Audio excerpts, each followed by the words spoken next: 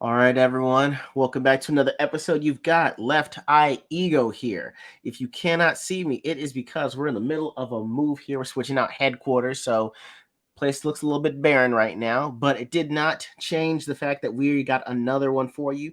This time, I'm bringing in another expert, Justin Ice, because he keeps it chill. Mr. Ice, how are you doing this evening? Oh, I'm doing all right, Left Eye Ego. It's your man, Justin Ice. I keep it chill.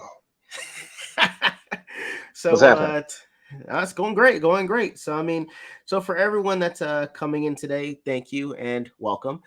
Today we're actually going to be trying to have a an expert opinion on something I feel very strongly about, and that is the art of self-defense. And so that's why we had to bring on Mr. Ice. We had to bring him back to the channel for another chat.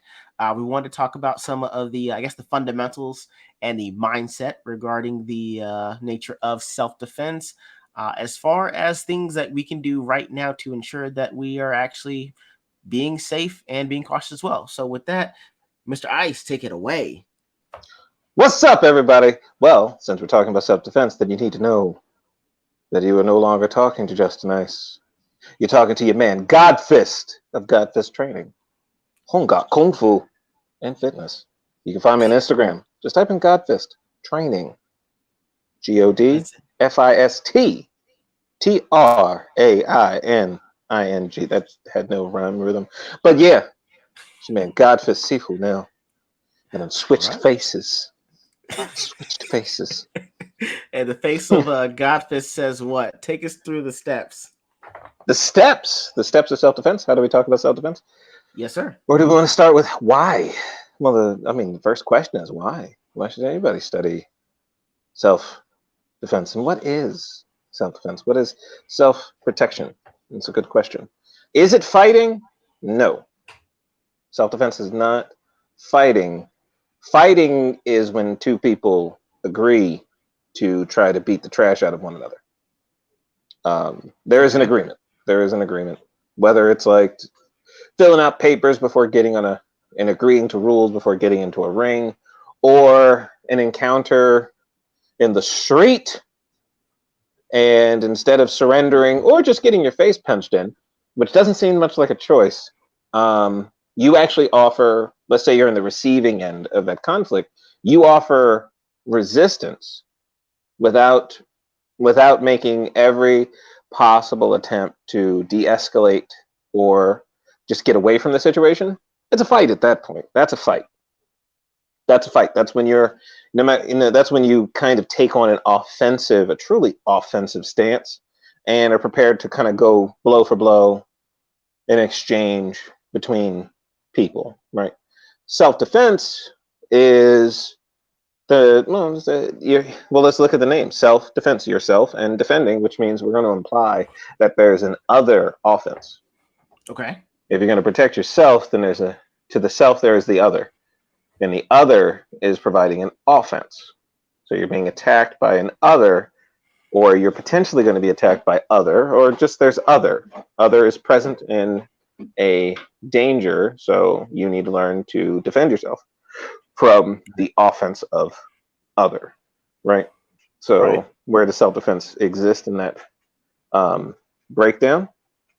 But anyway, so is it important to learn how to defend yourself against an offense? I like to think so. Okay. I like to think so. Um, what's an offense? I mean, people get offended all the time. Right. Offense. You have offended me.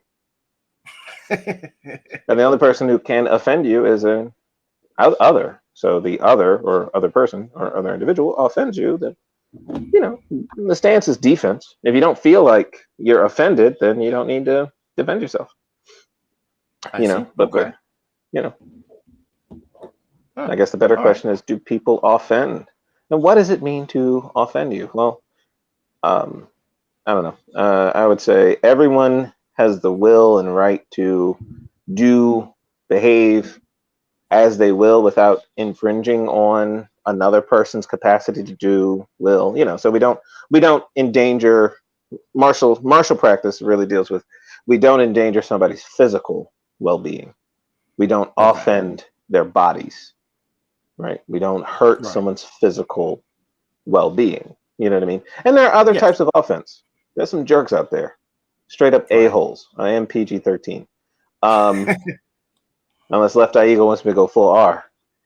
We can go between PG-13 and R. We can jump Ooh, for between the two. I ooh. mean, like I I'm gonna said, go 16 we plus. can There get are a lot of real. assholes out there. There we go. Oh man, this just Straight got up. risky. This got risque. Um, so So, I mean, there's some jerks and some assholes out there, and they offend, sometimes on purpose, sometimes not on purpose. So self defense kind of fits within the realm of dealing with offense or being offended or attacked. Somebody just used Okay. attack, right? Okay. And that's before we start talking about fighting, I see. So because more of sounds like more of a I guess a mindset before you even get to the point of conflict through fighting. absolutely, Okay. absolutely, Gotcha. absolutely. Okay. The old statement, sticks and stones, break with bones, words will never hurt me kind of thing. Yes. That's Yes. a piece of self defense advice. Oh. If you Okay. want to think. I mean, that's a way to think about it. I don't know if it Right. really was, but if you think about it as this point of self defense advice, that means if somebody says something to you Right. and it hurts your feelings, nobody's saying feelings getting hurt isn't a bad thing. Self defense is we're really looking to avoid we're avoiding escalation of an issue. We're Okay. hoping to solve the issue, but we're definitely trying not to get hurt even further. Or at least we're assessing danger and avoiding getting hurt, whether we're Okay. avoiding getting hurt initially or having a hurt escalate to worse hurt, right? And we definitely are trying to avoid violence, but then we have physical practices to kind of de escalate violence. I Um, see. and that's all in the realm of self defense. Okay. So if somebody says something nasty to you, you got a couple of choices. Right. You can remind yourself, sticks and stones, break my bones, words never hurt me. Do your meditation, return to the breath, which is the way of Zen. Walk away from the situation, and therefore you have protected yourself from potential physical harm. You have protected yourself also from an escalation of challenge, an issue. So, for example, let's say somebody says a nasty little racial slur to you, right? Okay. All right. Try. What? Niggas wanna lie. What? Niggas wanna why. What? Niggas want. Even if, and you don't know why they're saying it. They could be just they could be rapping with their favorite song because for some reason the N-word is the racial slur that has survived the purge the purge in the 90s to make everyone politically correct, because I remember a lot of the old racial jokes and racial slurs from the 80s and 90s. And I asked the young people if they ever heard about it. And I say young people, like 20 somethings, even some 30 somethings. They're like, I have no idea what you're talking about. And I'm like, you never heard that one? That's a racial slur. And it's like, I've never heard that one.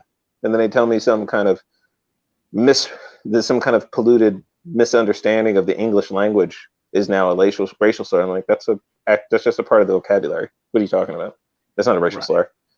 And where they're trying to keep up with the N-word, which is the oldest, which is a straight up racial slur towards black people. Right.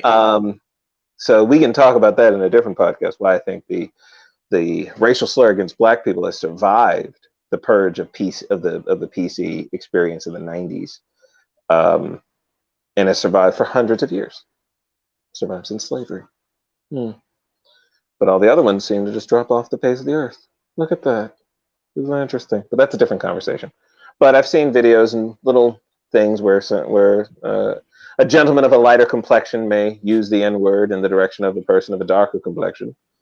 Right. And we only really get to see the one where the individual of a darker complexion renders street justice on the lighter complected individual, right? Right. That's a fight, or that's not defense. That's not a defense. That's like that escalated the situation. That's Right. a that's like, I don't know, somebody steps on your toe and then you shoot them with a bazooka. True. True. The law would say that you're the offender at that point. You know, Agreed. um, you don't hit somebody with a can of twisted tea. No, and you do not. and if you render them unconscious, you've given them a concussion. Right. Yeah, that's serious injury. For a word that the best now that's the positive version. That's the one where the guy being offended lived to Right. not live to have somebody else of a lighter complexion to offend them another day, right? Right. So let's go on to the annals of history. Let's Before do people it. say, yeah, that's right, these white boys can't fight, black people scare them. Well, martial arts grandmaster and Marine Ron Van Cleef was lynched by a large number of white people when he was serving in the Marines, I think back in the 60s, civil rights Okay. age, right? Right. All his martial arts and military training did not prevent him from being strung up. Okay. Yeah. So Right. violence is real, right? Right. What just happened in Georgia? The guy was at the house, and a bunch of guys in pickup trucks jumped in their pickup trucks and drove him down and shot him. Right. Oh, And they Ahmaud actually, Arbery. Yeah. and then they wanted to talk like there was some degree of justification for that.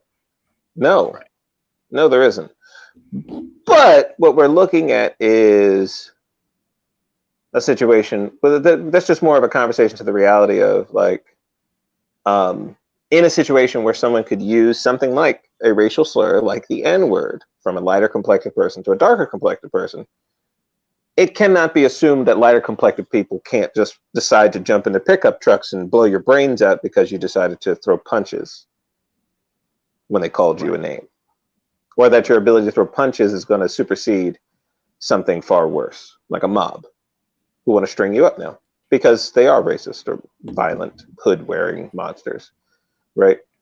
Right. So, and this is just to give you an illustration of, well, what would you do in that situation? Self defense says walk away. Okay. Walk away because you don't know what he's carrying. And if he's either a fool to start something with somebody he doesn't know, but self defense leans to the side that he's probably pretty sure of his own abilities. Now, I'm sure in the Twisted Tea situation, it was obvious in the video that the guy was drunk Right. and stumbling. And so his behavior was foolish. So it was like, all right, I got the advantage. Let me abuse the hell out of him and knock his head off. Right. Right. But if he was sober, then he thinks he's got something. He thinks he's got a reason why he can talk to you, guy twice his That way. size, any way he wants. Right. Now, you can run the risk for the sake of pride and everything else and find out if he's got something or if he doesn't. And when I say got something, people talk tough when they know they're armed. People talk tough Right. when they know they got an advantage hidden Right. somewhere. You know what I mean? Of course. And some people won't just murder you. They want drama. They want that experience of like, hey, you nigga, you ninja, you shadow warrior, you shinobi, right? You ninja, right? They Right. need that dramatic exchange so they feel justified. I mean, no, that was there's an example of where self-defense practices. Well, we would need to know more about what happened the night Trayvon Martin was lost to us. Okay. But there's a situation where Zimmerman was an offender. Right. He was an offender. He started the problem. As far as self-defense conversations are as a self-defense teacher, um, he started that. He started it. Now the question is, was it self-defense to engage him in a fight? Well, engaging him into a fight got him shot. Legal, whatever you want to, that doesn't matter when families and friends are brokenhearted at the loss of a life. And this is self-defense is about. Self-defense is not so much about what does it look like in the courtroom. It's about, do I get home to my family?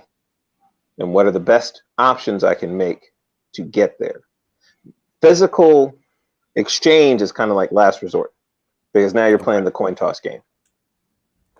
And I see. oftentimes offenders, it's reasonable to assume that offenders anticipate and are prepared for and desire violence. So if you look at Zimmerman, he went out that night, not a police officer, not a security guard. People got to stop saying that he had any official power.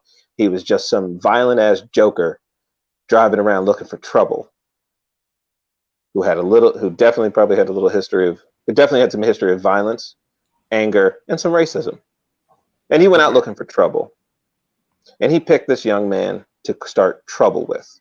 So he is our offender. He's our attacker. He's our troublemaker.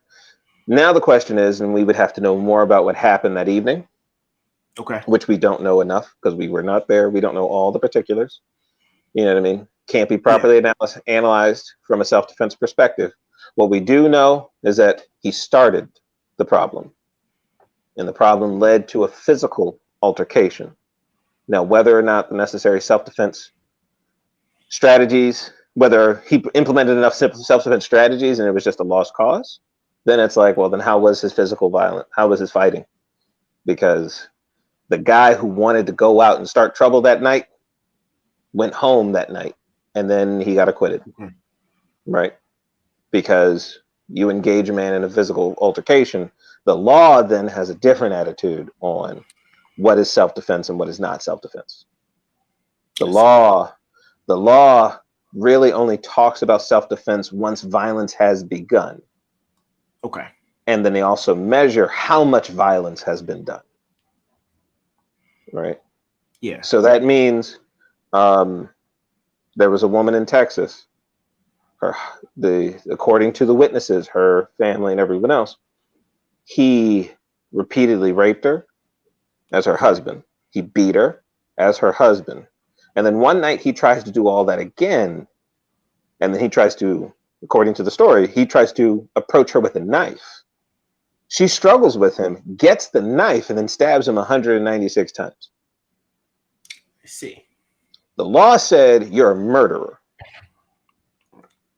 Her family, and when I hear the story, and when I've heard the story, now that I've heard the story, would say, well, wasn't she defending herself? Well, she stabbed him 196 times and then buried the body afterwards. Well, I understand why she buried the body, because, what's the law going to do? Right. I just killed somebody. Well, he stabbed him 196 times. Yeah, that sounds like anger. Right. Or crazy. And if you're saying she's sane enough to serve a serious time, then she's not crazy. So what's left? Anger. Anger. The witnesses said, yeah, he beat her. The witnesses said he raped her. The witnesses said he treated her like trash. And the moment, and according to the story, according to what she had to say and everything else, the night he tries to go at her again, this time with the knife, she got the upper hand. And that rage took over. Right. And she stabbed, and I believe the story from her and her sister is that she stabbed him for every kick, every punch, every rape. And she just kept going. You know what I mean? Yeah. And the law says that's murder. I say he invited her to a fight, thought he had an advantage, and it didn't work out. I see. Gotcha. And fighting as a fighter, my general rule is, if you don't want none, don't ask for it. Don't start don't none, want won't no, be none. Don't start none, won't be none. And and honestly, if you invite me to whoop your ass, you've invited everything I can do. Because all I offer is peace. I guess that's the other thing I was trying to talk about with self-defense too, is the fact that usually they'll show it when you watch these shows, they'll do that one blow that stops the threat, and then that seems like it's all it has to do, and then it stops. But from what you're saying is like, that's not, when you're in this middle of conflict, that's not all it is. It has to be more than just that single blow that is the deterrent. Well, the single blow concept is we're still trying to de-escalate a potentially violent situation and provide ourselves an opportunity to escape. I see. Okay. So by the time we get to violence, it's a different dialogue. Okay. But on the edge of violence, we're still talking about ways to de-escalate and survive the situation. Because as the story of the woman in Texas, which, maybe she planned it. Who knows? I'm just going off of the information that I've listened to and heard Okay. around the story. But um, he believed he had an advantage, and he had a knife. There's an advantage there, right? Right. So we're still trying to avoid having to have that fight with somebody who probably is ahead in some way, shape, or form. They got a gun, they got a knife, they're stronger, they've been going to their MMA gym, whatever it is, they have an advantage that you don't want to find out is waiting for you. Oh, okay. I So see. when people want to talk about self-defense from I'm already being choked against the wall, then it's like you're not in a self-defense situation. You're in a fight. Okay. If you're pinned against the wall in a chokehold, getting pounded on, the only thing you can do is completely submit and get choked, and hopefully they'll stop, or just keep getting beat. That'll de-escalate it, right? They get tired. Yeah. Um, or you agree to the violence. Now it's fight time. Okay. Now fight time is a whole nother thing, because now as a fighter, you are no longer defending. You are offending. Fending. And you're there. And this is one of the key things that I really try to teach people is that it is a mind frame thing. Um, Okay. if you have to engage in a conflict, a fight, a combat situation, your attitude can no longer be that of a victim. Your I see. attitude can no longer be, I'm stuck here with him. You now, in that moment, have to decide he's going to earn whatever ass whooping he's trying to give me, he's going to earn it because he's stuck here with me. Okay. I like Today's the that. day he's made the worst mistake of his life. And that he may whoop my ass, he may kill me, but his ass will be blind, limp, lame, whatever.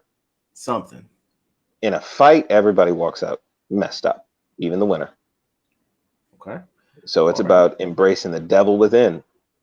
Self defense is doing your very best to maintain your own safety. One of my favorite YouTubers who talk about self-defense, he's an Aikido teacher who's done a variety of martial arts and competitive fighting, and he really breaks down Aikido as being one of the true self-defense arts of one of the true self-defense arts, not a fighting art, self-defense arts. And then he does. His name's Christopher Hines, Okay. Aikido. You can find him on YouTube. Um, but great stuff because he does a lot of pressure testing with Aikido principle, which is a self-defense principle, to de-escalate and to escape the situation, not to engage, not to dominate. And that's why he calls it a fight. The goal in a fight is to dominate your opponent. You know what I mean? Okay. So no, it doesn't Right. matter who starts it once it's a fight.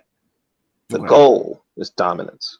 Self-defense is I need to be as safe as possible. I need to live. I need to survive. So a lot of Yeah. self-defense starts in how you carry yourself, a Okay. lot of the decisions you make, the Okay. people the company you keep. Right. Right. You know, Yeah. there are a lot of decisions that are made to ensure your safety every day from the potential. If you're aware of the potential for offense, then self-defense is how do you avoid that to your best of your ability? And sometimes it's just adjusting how you dress, where you go, keeping good friends, making better decisions on people, learning how to ask better questions of people so that you have and seeing red flags and learning to be like, okay, I'm gonna keep my distance, not handing your phone number out to everybody, don't bring people home, you know, Right. making sure you have your own safe space, knowing the law on um, potentially dangerous individuals, like protection from abuse or restraining orders and things like that. You want to know what the law has to say about it. If anything, if you need help, if maybe they become a deterrent. Does that mean don't learn how to fight? No, learn how to fight. Agreed. Okay. Because Learn how to remember, fight. because I let everyone know that in addition to being my personal martial arts instructor when I was living on the East Coast, Justin Ice was also part of my dating coach. And so part of the things that we did do during that time were we had to have established rules when we went out because I was riding solo. So for men and women in general that ride solo, there were a few rules that we actually had to make sure that we followed at all times.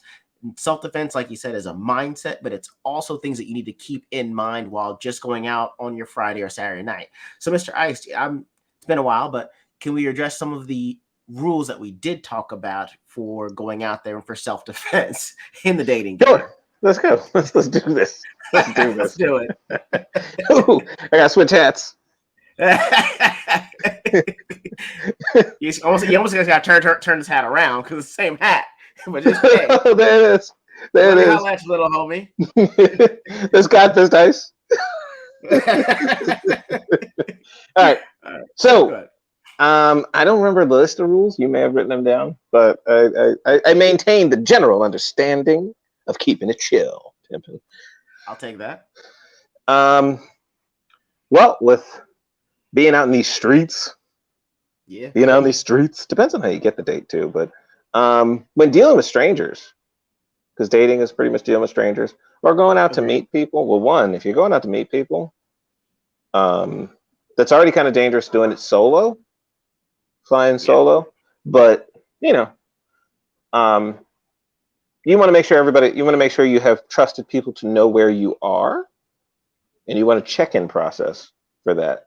So if you're headed to insert bar, club, location, whatever, someone has to be your check-in person. You know what I mean? And a person who like recognizes the seriousness of it, and that is, hey, I made it to the bar, I'm here. You know what I mean? Yeah. Which also means if you don't hear from me by insert, you should have a reasonable. There's a certain amount of time. You don't want to be there all night. You don't need to be there all night. If go when the party's about to get jumping, and then leave, and then have a set amount of time to enjoy yourself. But also, if you're out there for this express purpose of dating and meeting people, I mean, you should know, hey, it's probably time to go home. It's a dry well. Time to move out. And you want to be the person to check in with the check-in person and say, hey, headed to the, I'm leaving now. I'm gonna go be up out of here. Or they're going to reach out to you if they don't hear from you. So let's say your check-in time is 11 p.m. If you do something at night, then your check-in person should be willing to be up. Somebody who's up late and is like, hey, it's 11. I haven't heard from Mr. E.G.O yet. So where you at, pimpin'? Where you at? You know what I mean? Yeah. And that's just being responsible, flying solo at night. 1 drink minimum. Try not to. Don't get drunk in public.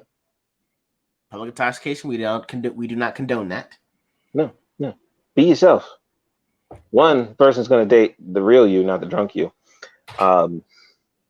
2, one drink should help you loosen up. But you want to be focused. You don't want you want to avoid any opportunity for people to put stuff in your drinks. Right. And you're really only enjoying the drink to loosen up, so you can talk to people. Your main focus should be really use dancing is a human behavior that has definitely been a part of the dating stream.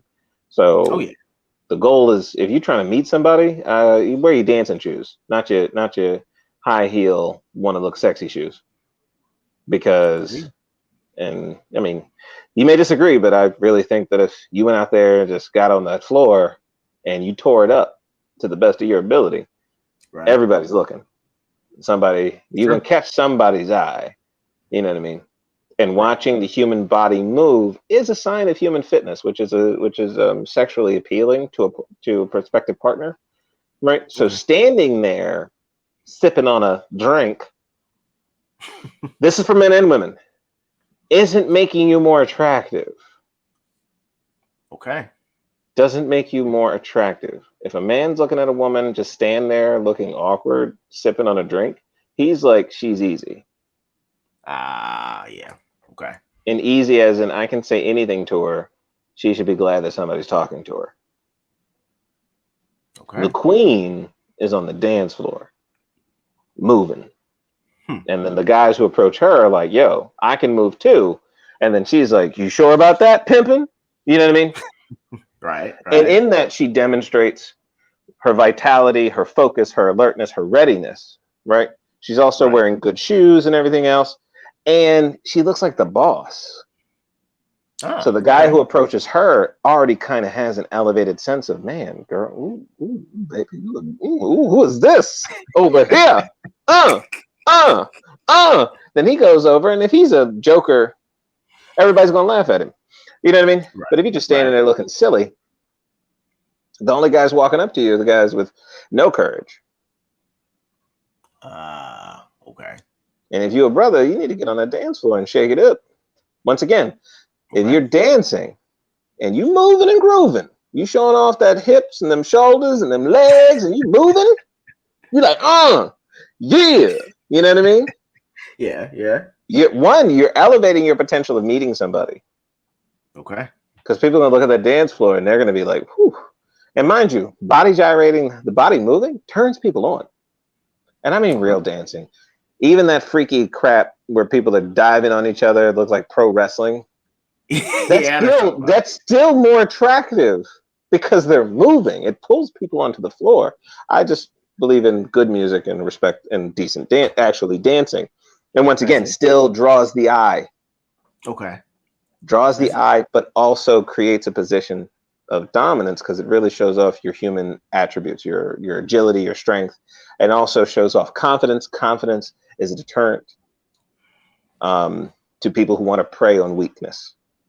And I recommend men Okay. and women to learn how to respectably dance with good dance shoes that you can run in, because I am concerned about your ability to escape an enemy. Because that was my Um, next thing. Is that was the kind of the next question I was going to, is that if you are drawing the attention, I know from what we had discussed previously that that's going to attract warranted and unwarranted attention. yes, it will. It attracts Yes. everybody. You Yeah. attract the human eye. You attract Yeah. everybody. Now, the Okay. All question right. is, what do people think when the human eye is drawn to you? Now, what I've told my brother from another mother, I love this brother, Left Eye Ego. That's my boy. We go way back and Way all the back, way guys. to the future. And we going all the way into the future. Um, I would tell you that you would not only attract the ladies, but you attract the haters in the men. Right. You're gonna attract like admirers and haters. The two Right. are all human eyes are attracted to you. And what you discovered, and stop me if I'm wrong, you not only attracted the eye of the ladies from the dancing, because Right. you were hiding the dancing from me for years, and I was like, brother, you never out there and dance. I did hide You it. went I out did hide there and got your dance moves on, it. and when you got your dance moves on, like you attracted the ladies, but then you attracted some dudes. Not Yes. like not like in like a like not in a homosexual way, but in a Yeah. these guys were like, yo man, can I hang with you? Because that's Yeah. something we do as guys. If we see an alpha male, we want to like hang with him. Maybe some of his luck can rub off on us. I remember you talking about you organized line dances and you kind of just became the life of the party on Yeah. more than Oh one yeah. occasion. You know what I mean? Yeah. Now, Oh whether yeah. that it led to successful dating, that's beside the point because people Right. in general, I remember about that birthday party you went to, people in general Ah, wanted to see you, wanted to spend time with you, wanted to know if you were coming back. That was attracting positive attention and asserting yourself in a position of great admiration by multiple people, right? right. Yeah. And all you had to do was put on bright colors, attractive colors, and get your dance on. And that's what Right. you did. And it was Yeah. grand. I've been in my very, very, very limited club experiences. Uh, I've been to places during breakdance nights. You know what I mean? Yeah. Nobody cares about the about the woman. You know, there's a few guys like looking for the easy draw, but Right. when you looked, but the circle was on the dance floor, and when the circle was on the dance floor, there were these women that would come out wearing, you know, sweatpants, you know, the Yeah. Adidas jumpsuit thing, you know what I mean? And they were Yeah. breaking, Oh yeah. they were popping, locking, and like jaws on the floor, eyes stuck on them, right? Hmm. And in my opinion, they were more attractive after watching them move. Now, I'm not saying they weren't attractive before, but I would imagine, based on my experience of seeing women who don't, dance, or meeting women who do dance, but meeting them when they're not dancing, or when they're not demonstrating their excellence, whatever that excellence is. Um,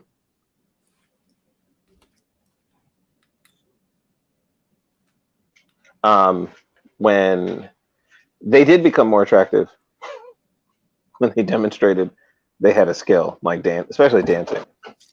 Dancing was just like wow, because it's athletic. Like Yeah. we wouldn't be so drawn to sports as a civilization if if like physical prowess wasn't impressive.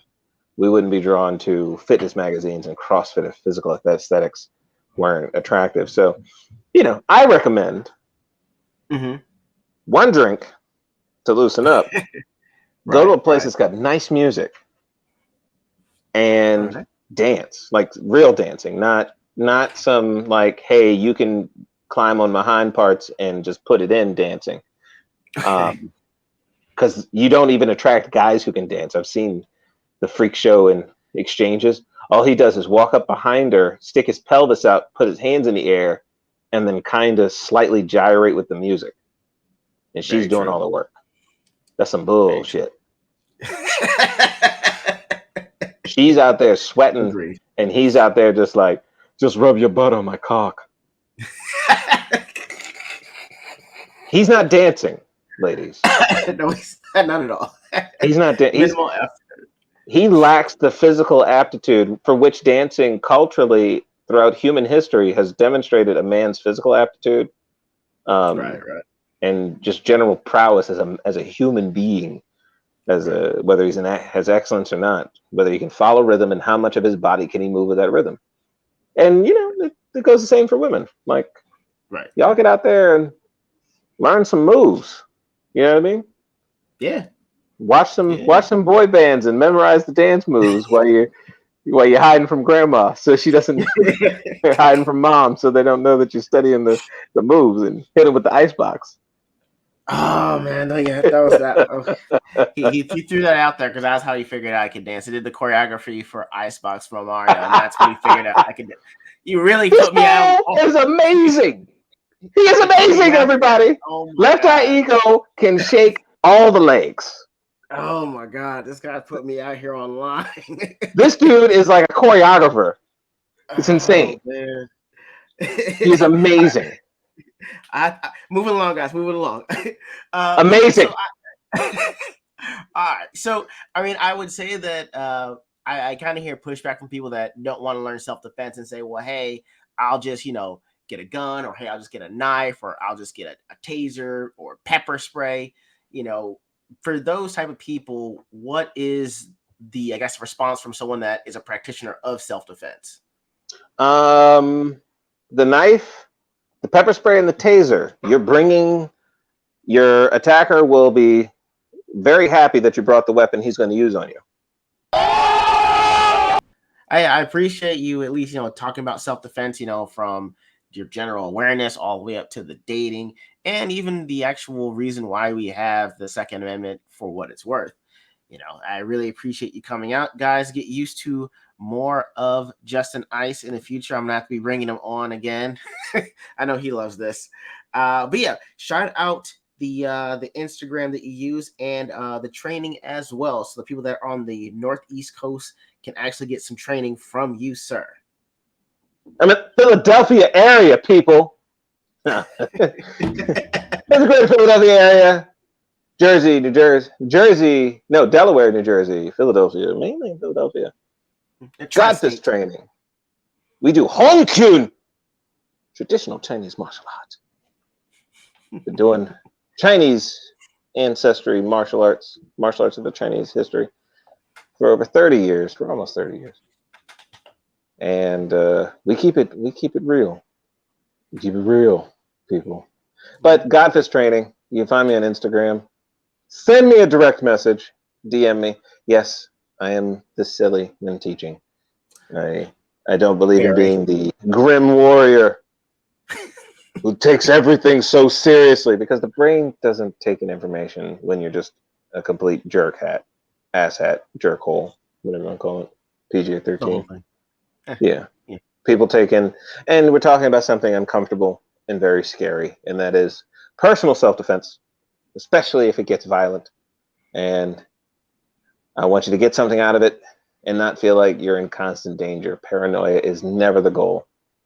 We just want to be ready and capable. That's it. Mm-hmm. And hopefully, and it's a fitness thing, so I'm a fitness trainer. So hopefully you'll get some improved to physical, mental, and emotional health. So I like to bring. Well, much See. agreed. Much agreed. Again, this guy has personally trained me in the realm of both martial arts and dating. You would be surprised how they are interrelatable, and that's something you'd probably only get from Justin Ice. So, guys, please check him out. Again, this is Left Eye Ego with a special guest star, Justin Ice. All right, we are out. You I guys take it keep easy. it chill. You heard the man. He keeps it chill. Take it easy, guys.